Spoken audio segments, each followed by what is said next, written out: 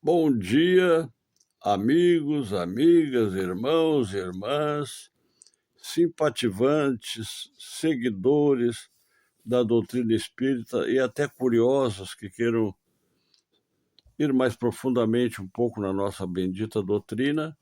Aqui estou eu prestando esse pequeno trabalho semanal, que é uma leitura raciocinada, onde eu ponho minhas posições, minha visão, né, sobre o assunto, do Evangelho e do Livro dos Espíritos. O Projeto Conhecer segue na nossa tarefa e eu espero que Deus me dê forças para nunca parar com isso, ainda enquanto estiver aqui no plano terreno, né? É, Hoje, o Livro dos Espíritos. Semana passada, lemos sobre o Evangelho. Então, vamos dando seguimento nesse inspirador domingo de sol, né? Uma beleza de dia para que a gente desenvolva paz, harmonia, serenidade, bem-estar dentro da família, né? A gente deseja mesmo é saúde, alegria e fé duradoura, fé incontestável, né? Advinda de um raciocínio profundo e bom. A doutrina espírita é grande auxiliar para provocar este sentimento nas pessoas. Então, estamos aqui no Livro dos Espíritos, capítulo 3, a lei do trabalho. Na vez anterior, quando lemos o Livro dos Espíritos, nós lemos já esse trecho, até a pergunta 681, quando nós entramos no subitem, que é limite do trabalho, repouso. Ali já falamos da importância do trabalho, é transcendental. A Terra é um planeta do trabalho, né? A gente vem aqui, pode até se divertir, mas o que tem mesmo para se fazer é trabalho de toda ordem e até o trabalho espiritual na orientação para ver se conseguimos um mundo menos transtornado de violência, né? Olha o Rio de Janeiro, aqueles morros lá agora atualmente, que coisa, né? Então, se não houver fé profunda, conhecimento de causa, sabedoria de que a vida continua depois da morte, complica. Mas estamos firmes aqui na nossa tarefa. Então vamos ao limite do trabalho, repouso.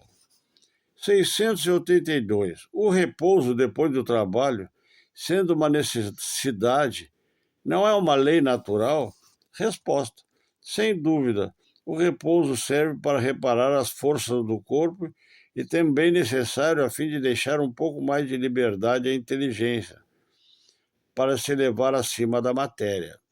A inteligência precisa se trabalhar por conta própria, ter momentos de libertação das coisas que ela cerca, para que ela veja se as convicções dela são verdadeiras, né? A 683. Então, o repouso é absolutamente necessário, principalmente para o corpo também, né? 683. Qual é o limite do trabalho? O limite das forças. De resto, Deus deixa o homem livre. Quer dizer, enquanto eu tenho força à disposição, eu vou trabalhando. E isso é extremamente variável de uma pessoa para outra, né? Tem outras que parecem nasceram cansadinhas e outras têm uma energia para o trabalho que viram noites e dias de trabalho. Às vezes até aquele trabalho pesado, complicado, né? Ou preocupante. Tem trabalho de toda ordem. O pior, a única coisa que nós não podemos é ficar na ociosidade mental, porque aí a mente da pessoa fica um ninho para negatividade. Ali vai pousar aves prejudiciais, aves imaginárias, né, que vão desenvolver a negatividade. O trabalho limpa a mente e fortalece o corpo e a alma. 684. Que pensar daqueles que abusam de sua autoridade para impor aos seus inferiores um excesso de trabalho? Pô, vamos ver a resposta. É uma das piores ações. Todo homem que tem o poder de comandar é responsável pelo excesso de trabalho que impõe aos seus subordinados, porque ele transgride a lei de Deus. Ele vai responder por isso. Ele está tratando as pessoas como escravo. Graças a Deus, depois de Getúlio Vargas, começaram as leis trabalhistas e tudo isso foi mais ou menos programado, organizado, né? 8 horas de trabalho por dia, um salário mínimo, porque além do mais pagavam verdadeiras mixarias e exigiam a pessoa trabalhar de cabo a rabo, sem parar nunca, né? Às vezes sem ter nenhuma comida direito. Ainda temos isso, né? Mas nós temos a consciência que não está certo. Cuidado com o trabalho escravo. E aqui, ó, hoje a nossa colocação é muito pequena, porque essa parte da questão dos trabalhos já vai terminar aqui, ó, né? Mas vamos ver aqui, ó. 685. O homem tem direito a repousar em sua velhice? Sim, ele não está obrigado, senão segundo as suas forças. Ele vai trabalhar se quiser, se precisar. Porque o trabalho também pode ser um prolongador de vida, se for uma coisa suave, serena, sem exploração dos músculos, né? O trabalho intelectual costuma poder ser usado por mais tempo. Mas isso é uma decisão do indivíduo, depois dele ter trabalhado 30 anos, 25, 30, 35 anos. Se ele achar de se aposentar e puder parar, é uma boa. Mas que recurso tem o velho necessitado de trabalhar para viver e que não o pode? Ele percebe, ele não tem recurso nenhum, né? Ele vai ter que contar com a ajuda de alguém. O forte deve trabalhar pelo fraco. Na falta da família, a sociedade deve tomar o lugar. É a lei da caridade. Essa é uma das maiores caridades possíveis, né? Ainda bem que nós temos hoje o INSS, que até a partir de uma certa idade, né, parece que é 70 anos, o sujeito passa a ter direito a um salário mínimo, coisa e tal. Mas vê-se ainda muito abandono de velhos, né? Velhos que são jogados nos asilos e os filhos preferem passear com o cachorro, né? Bota a criancinha na creche, o velho no asilo e saem a viajar com o cachorro. Olha, eu olho até de tão melancólico, chega a ser gozado isso, meus amigos. A gente vê muitos filmezinhos, vídeos agora no YouTube, etc. Os casais viajando do mundo afora aí, o cachorro e o filho que é dele. E os pais, então, nem pensar. Mas aqui vai completar o tempo, sim, porque tem um comentáriozinho grande aqui, ó. Não é tudo dizer ao homem que ele deve trabalhar. É preciso ainda que aquele que espera a sua existência do seu labor encontre em que se ocupar, e é o que nem sempre ocorre. Quando a suspensão do trabalho se generaliza, toma a proporção de um flagelo como a miséria. Quando não há trabalho, oportunidade, né? A ciência econômica procura o remédio no equilíbrio entre a produção e o consumo, mas esse equilíbrio supõe que seja possível. Terá sempre intermitência e durante esses intervalos o trabalho não deve viver menos, tem que ter o trabalho, né? E aí a bendita sociedade consegue se organizar para gerar oportunidade de trabalho, né? A não ser que o sujeito tenha tanta criatividade que trabalhe por conta própria, produza alguma coisa, que às vezes é o melhor mesmo, não depender dos outros, mas aí ele tem que ser muito criativo. Há um elemento que comumente não entra na balança, sem o qual a ciência econômica não é mais que uma teoria: a educação. A falta de formação educacional diminui muito a possibilidade de emprego e trabalho, né? Porque o sujeito tem que se preparar para desenvolver uma profissão. Sem profissão, como é que vai ter um emprego? Tio? Tem se visto muito hoje isso, né?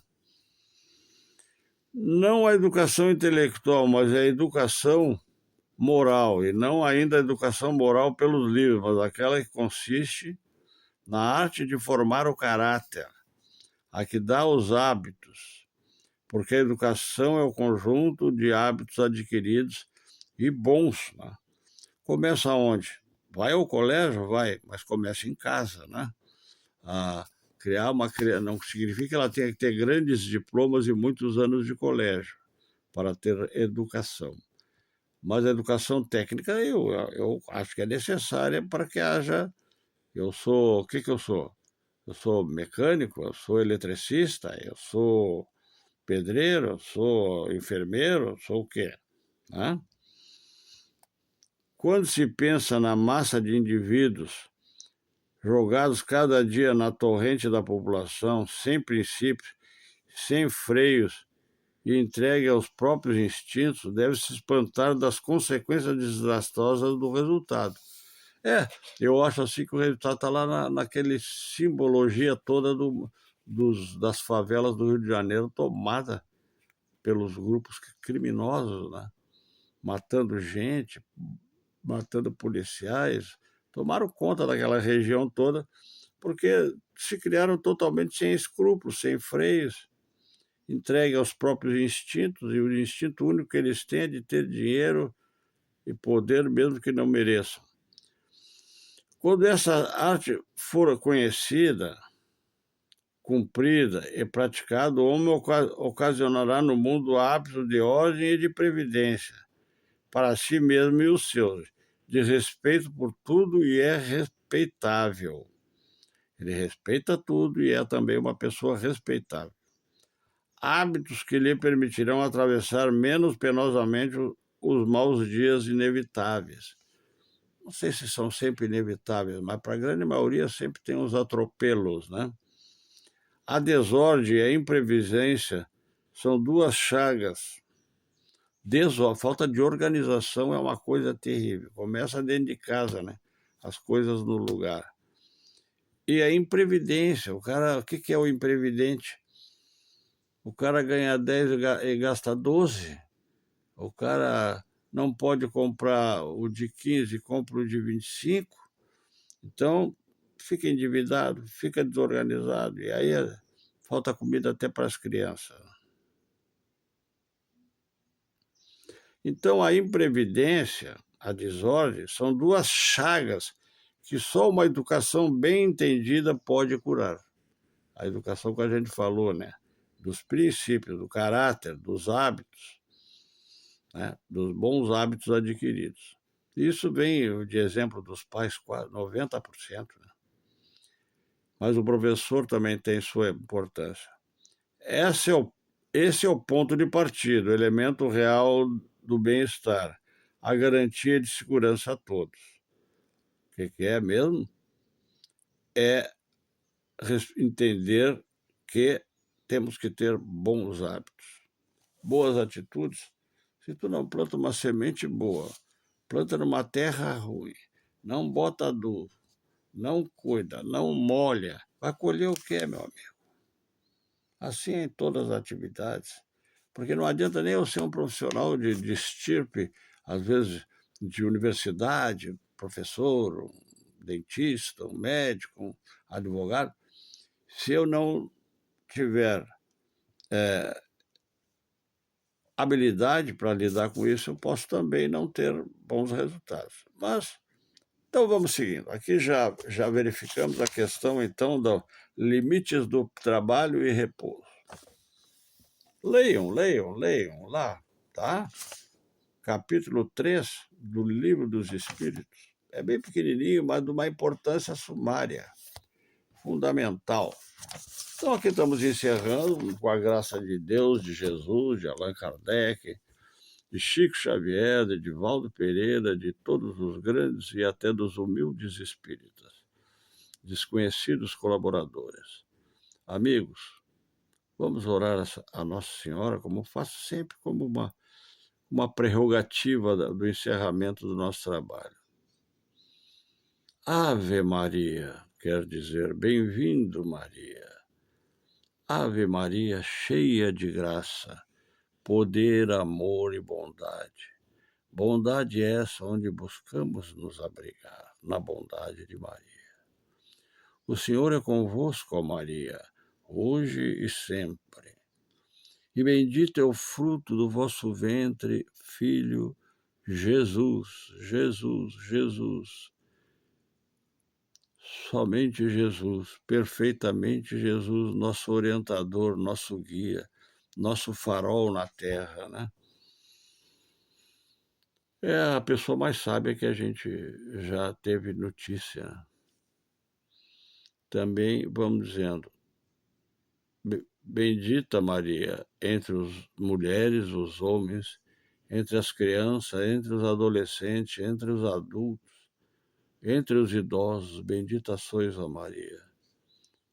Por toda parte na terra, bendita sois, Maria.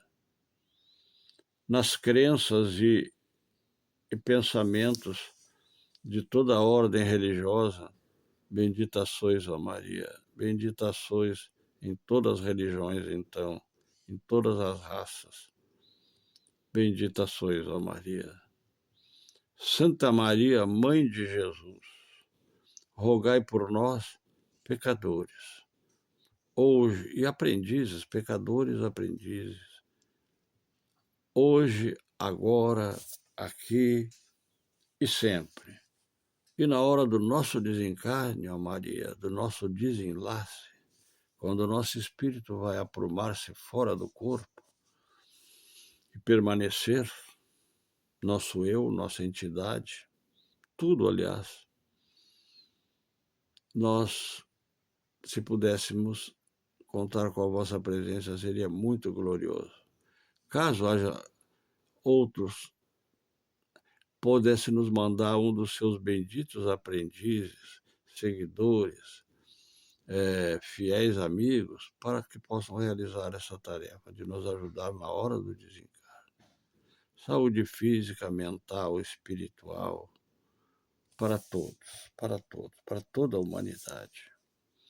E vamos ainda dizendo, Namastê, o divino que há em nós, cumprimenta, saúda o divino que há em vós.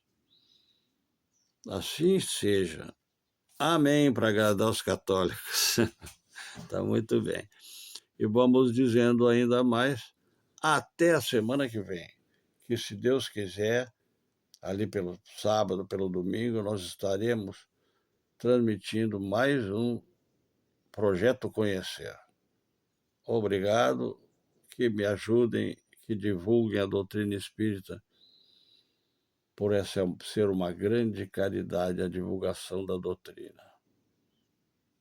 Bom dia!